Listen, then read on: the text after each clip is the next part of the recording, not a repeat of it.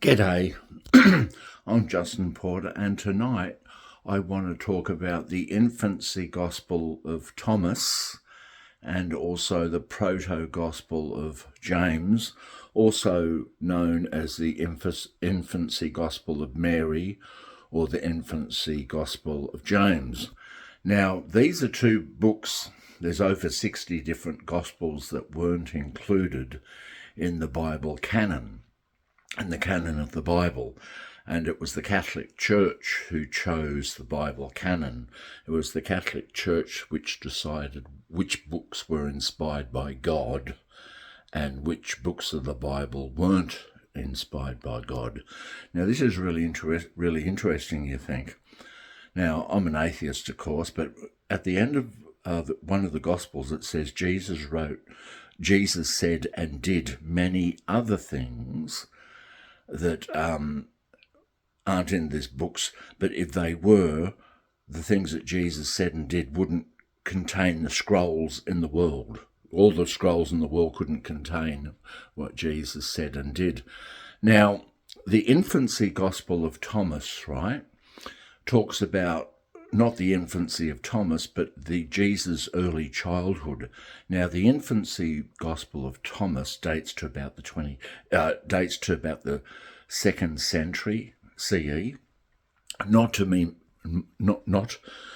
be mistaken for the Gospel of Thomas. Now, the Gospel of Thomas, you read, it takes about half an hour to read, and it has 114 secret sayings of Jesus. So the Gospel of Thomas just has 114 sayings of Jesus.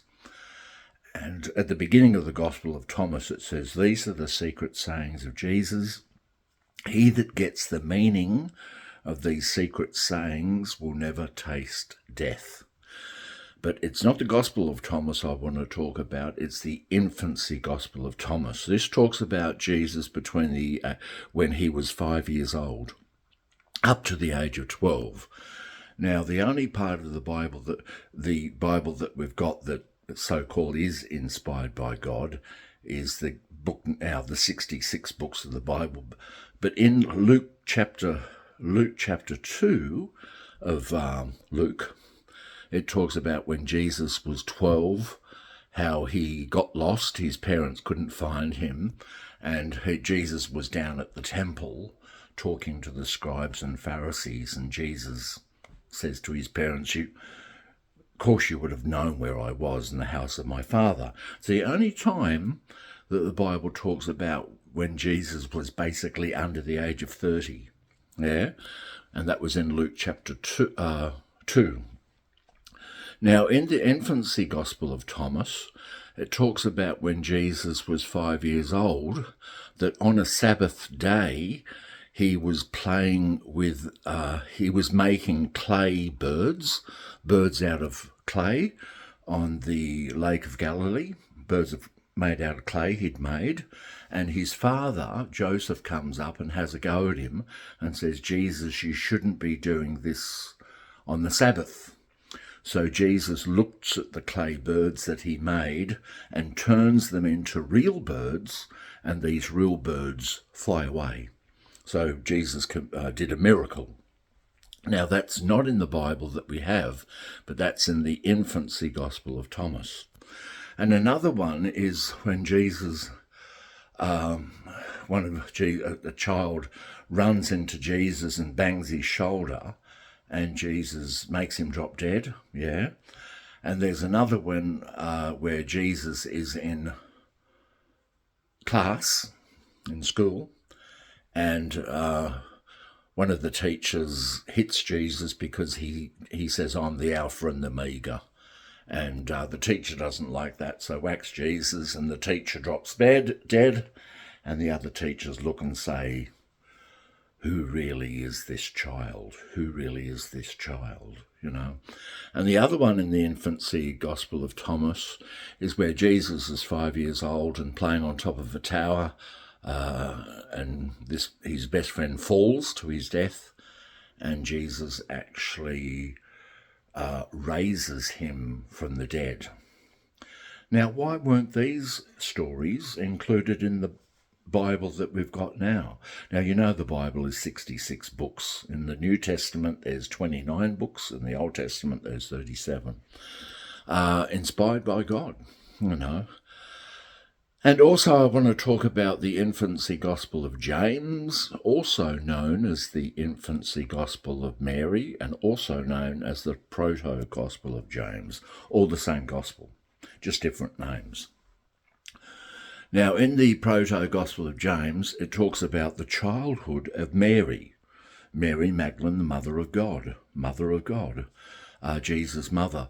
Now, it talks about when Mary was 3 years old, she was in the temple and dancing on the altar, yeah? And, it mentions that. And it also talks about when Mary was 6 months old as a baby, she jumps out of her cosh and takes 7 steps forward. Just mentions that. And also it talks about when the angel told Joseph, look, don't worry, your wife's pregnant, she's going to have a baby and blah, blah, blah, all that sort of stuff. Salome, one of the nurses, checks Mary, inspects her down below parts to see how it's going, and fire from God burns Salome's hand as she's inspecting Mary. Yeah, doing a maternity test and that, So that's the Gospel of Mary, or the Infancy Gospel of Mary, but it's called the Proto-Gospel of James, or the Infancy Gospel of James. Different names. So look it up on YouTube. I highly recommend Bart Ehrman's YouTube channel. He's a famous Bible scholar, and he talks a lot about these Bible books that aren't in the original canon that the Catholic Church decided. And Mary, Mother of God, Mary Magdalene, is supposed to be sinless, and without sin, because when you think of Jesus being born in her womb, Jesus is supposed to be without sin. Jesus is supposed to be without sin and born sinless. When you think of now, Mary is a descendant of Adam and Eve. Now, Mary is a descendant of Adam and Eve. Why didn't she inherit that sinful dent? And, so Jesus couldn't have been born without sin, because Mary was a descendant of Adam and Eve, And it's very interesting when you think of it. Joseph wanted to divorce Mary because, pregnant, and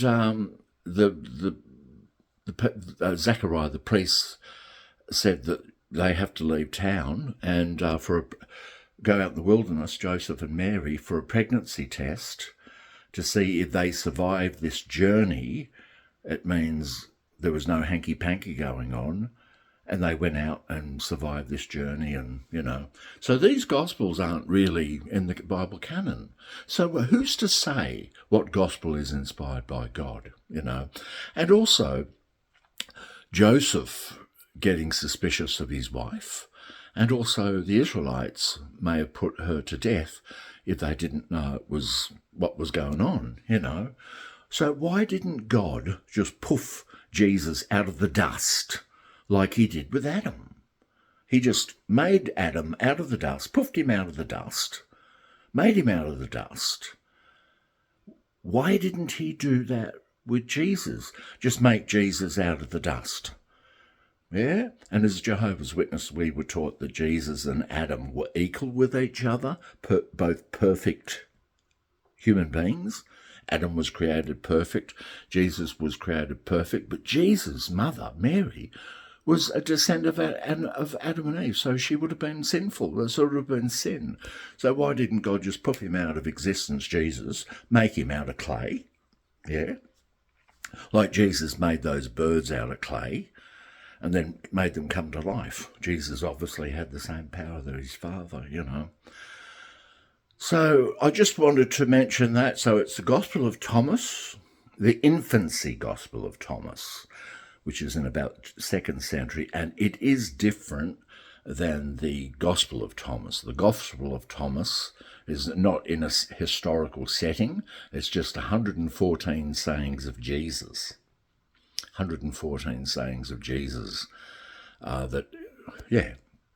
look it up. Look it up on YouTube. The Infancy Gospel of Thomas, the Gospel of Thomas. You've also got the first book of Enoch, the second book of Enoch, and the third book of Enoch, which are a lot like Revelation, a lot like Ezekiel, and they also talk a lot about the flood. They give you a lot of details about the wicked angels that sinned. And see, these are just stories. These are just stories that people have made up. And the church has said, well, we don't think that story's inspired by God, but we think this story is inspired by God, but not that story, because that story can't be inspired by God because it contradicts this story written by some other person. So there's contradictory stories. Why not say the Bible is just all stories with a little bit of truth, historical truth, mixed in with a bit of fairy dust sprinkled on top, and supernatural, And so this is what we look for, And if these are stories, they're all made up. And if there was a historical Jesus, I'm not saying there wasn't. It's just like I don't say Clark Kent, the mild-mannered Superman reporter, didn't exist, but the Jesus character is a little bit too supernatural.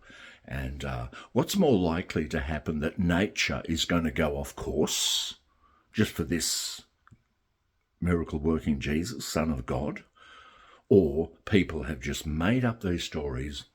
And as the Gospel of Thomas says, that who reads the secret sayings of Jesus, 114 secret sayings of Jesus, will never taste death.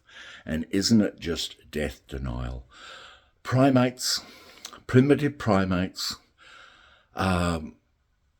denying the reality of death and coping with grief and the loss of dead loved ones.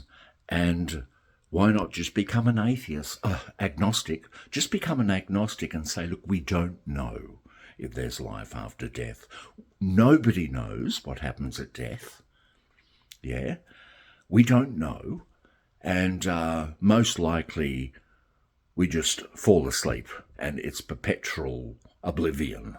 But what's so wrong with oblivion? Who wants to live forever? Who wants to live forever and pay bills and troubles of living, the troubles of life? Would you rather have eternal life with all its troubles? And who's to say there's not going to be troubles with God in the future?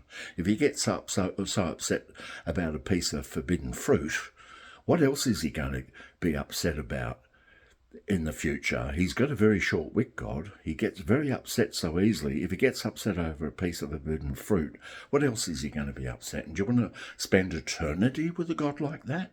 Or would you prefer eternal oblivion? Just like before you were born, for billions upon billions of years, you just didn't exist. So when you die, you'll go back to that same state. And you ever heard when you have a deep sleep?